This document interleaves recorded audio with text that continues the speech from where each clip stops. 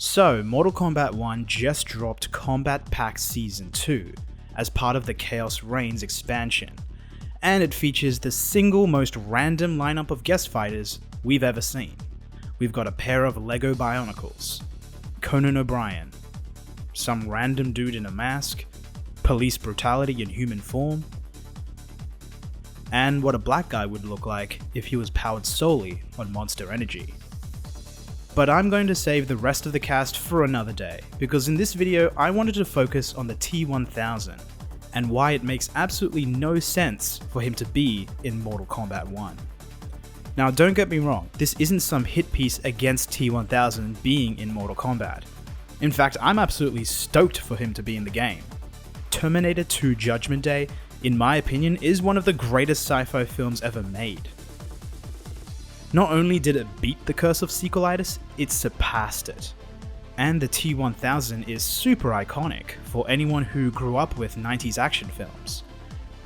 Moveset wise, he could also be really interesting, as he can transform parts of his body into lethal weapons, and even shapeshift into whatever the hell he wants. He's basically what would happen if Stryker had a love child with Shang Tsung. I am disappointed we're not going to get that face-off against T-800, since he already appeared in Mortal Kombat 11, but I guess we do technically get Arnold, so whatever.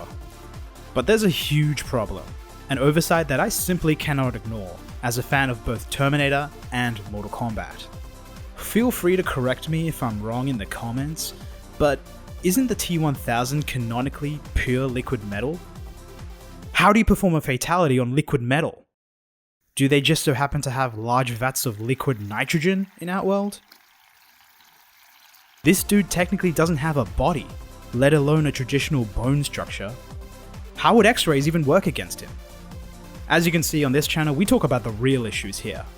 Not the fact that they gender-bended two iconic legacy fighters, or that they basically charged the price of a full game for an expansion pack. No.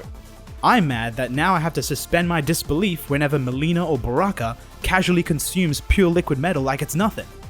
So subscribe for more pointless discussions on fictional characters.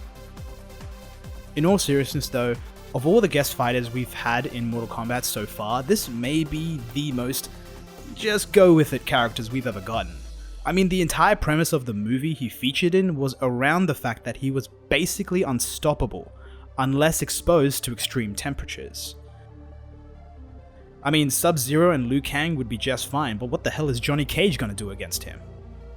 We did have the T-800 in Mortal Kombat 11, but he was an inferior model to the T-1000. And it's perfectly acceptable for him to have a metal endoskeleton, since that is accurate to the Terminator lore. Alien in Mortal Kombat X was also a bit of a stretch, but this was technically Baraka retconned into Alien. So him having non-acidic blood and a traditional skeleton of sorts still made sense.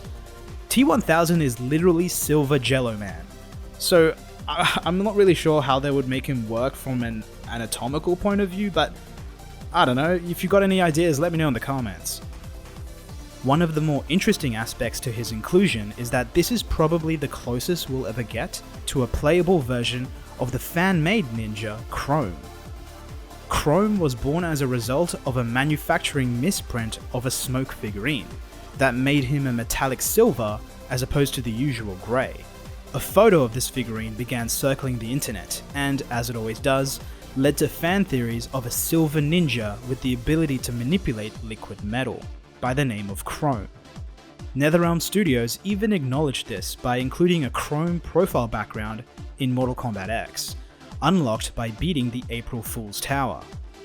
The entire concept behind this character was originally based on the T-1000, so it's only fitting that we finally have the real thing guest star in Mortal Kombat 1.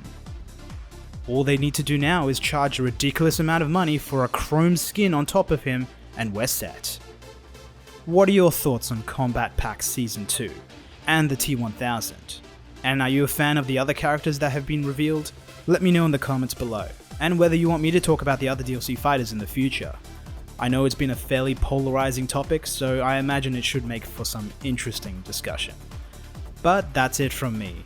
If you enjoyed this video, please leave a like, as it does really help me out, and subscribe for more on Mortal Kombat 1.